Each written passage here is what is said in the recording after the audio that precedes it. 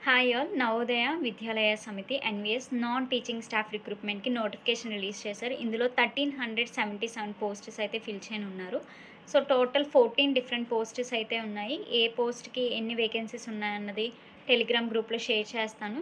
దీనికి సంబంధించిన detailed information official PDF నేను గ్రూప్‌లో పెడతాను. సో, అయితే అప్లికేషన్ ఫార్మ్ ఫిల్లింగ్‌కి లాస్ట్ డేట్ 30th ఏప్రిల్. ఒకవేళ మీ అప్లికేషన్ ఫామ్‌లో ఏమైనా మిస్టేక్స్ ఉంటే గనక కరెక్షన్ చేసుకోవడానికి 2 మే టు 4th మేన మీకు కరెక్షన్ విండో అయితే ఓపెన్ చేస్తారు. అప్లికేషన్ ఫీజ్‌కొస్తే గనక ఫిమేల్ స్టాఫ్ నర్స్‌కి 1500 పే చేయాలి. మిగతా అన్ని పోస్టులకి లెఫ్ట్ ఓవర్ 13 పోస్ట్స్‌కి మీరు 1000 రూపీస్ పే చేస్తే సరిపోద్ది. బట్ ఎస్సీ, ఎస్టీ, పీడబ్ల్యూబీడీ క్యాండిడేట్స్‌కి మాత్రం ఏ పోస్ట్‌కి అప్లై చేయాలనుకున్నా జస్ట్ 500 రూపీస్ మీరు పే చేస్తే సరిపోతుంది. సో, ఎగ్జామ్‌కొచ్చేసరికి మనకి 14 పోస్ట్‌లో ఒకే ఒక పోస్ట్ లీగల్ అసిస్టెంట్ అని ఉన్నది. అది డిగ్రీ లాలో చేసి ఉండాలి.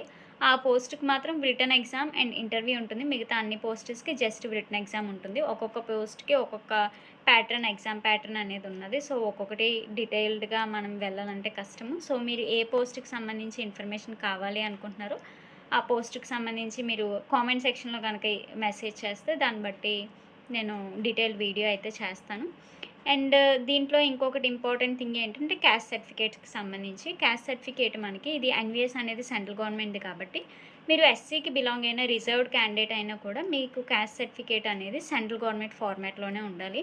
వాళ్ళ ఫార్మాట్ కూడా పీడీఎఫ్‌లోనే ఇచ్చారు. పీడీఎఫ్ టెలిగ్రామ్ గ్రూప్‌లో పెడతాను. మీరు ఒకసారి చెక్ చేసుకోండి. అదే ఫార్మాట్ మన లాస్ట్ డేట్ 30th ఏప్రిల్ అవ్వకముందే మీరు ఈ పర్టిక్యులర్ క్యాస్ట్‌కి చెందినవారు అని చెప్పేసి మీరు ఆ ఫార్మాట్‌లో మీరు వీఆర్ఓ దగ్గర సైన్ చేయించుకుని, ఎంఆర్ఓ దగ్గర సైన్ చేయించుకొని, స్టాంప్ చేయించుకోవాలి. ఒకవేళ 30th ఏప్రిల్ దాటింది అంటే గనక కొన్ని సార్లు మనకి ఒకవేళ సెలెక్ట్ అయిన తర్వాత డాక్యుమెంట్ వెరిఫికేషన్ అప్పుడు ఏమంటారంటే లాస్ట్ డేట్ అవ్వకముందే మీరు ఈ క్యాస్ట్‌కి బిలాంగ్ అయ్యి ఉంటారు అని చెప్పేసి మాకు ఈ ఫార్మాట్‌లో కావాలి. కానీ లాస్ట్ డేట్ కంట తర్వాత వచ్చింది అని చెప్పేసి ఇట్లాంటి ప్రాబ్లమ్స్ ఫేస్ చేస్తారు ఖచ్చితంగా. సో, అందుకనే 30th ఏప్రిల్ ముందే చేసుకోమని చెప్తున్నాను.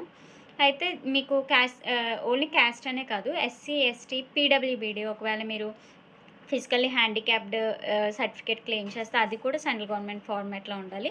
And EWS economically weaker section వీళ్ళకి పెర్ యానమ్ ఒకవేళ మీరు రిజర్వ్డ్ క్యాండిడేట్ కాదు, అన్‌రిజర్వ్డ్ అయినా కూడా మీ ఫ్యామిలీ ఇన్‌కమ్ అనేది 8 లాక్స్ కంటే తక్కువ ఉందనుకో.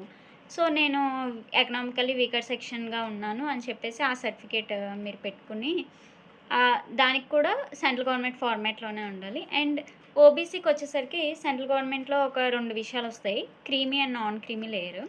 ఒకవేళ మీ పేరెంట్స్ మదర్ ఆర్ ఫాదర్ ఎవరో ఒకళ్ళ ఇన్‌కమ్ 8 లాక్స్ కంటే అబోవ్ వెళ్ళిందనుకోండి, మీరు సెంట్రల్ గవర్నమెంట్‌కొచ్చేసరికి ఏంటంటే మీరు ఓబీసీకి బిలాంగ్ కాదనమాట. జనరల్ కేటగిరీలోకెళ్ళిపోతారు. సో, అక్కడ నోటిఫికేషన్ క్లియర్‌గా ఇచ్చారు. ఒకవేళ మీరు ఓబీసీ క్రీమీ లేయర్‌కి బిలాంగ్ అవుతుంటే గనక, అంటే 8 లాక్స్ కంటే ఎక్కువ మీ పేరెంట్స్‌కి ఇన్‌కమ్ వస్తుంటే గనక మీరు క్రీమీ లేయర్‌కి బిలాంగ్ అవుతారు. సో, అప్లికేషన్ ఫార్మ్ ఫిల్ చేస్తున్నప్పుడు అక్కడ జనరల్ కేటగిరీ అనేది కంపల్సరీగా మీరు ఇవ్వాలనమాట. ఓబీసీ అని ఇవ్వకూడదు. జనరల్ కేటగిరీ అని ఇవ్వాలి.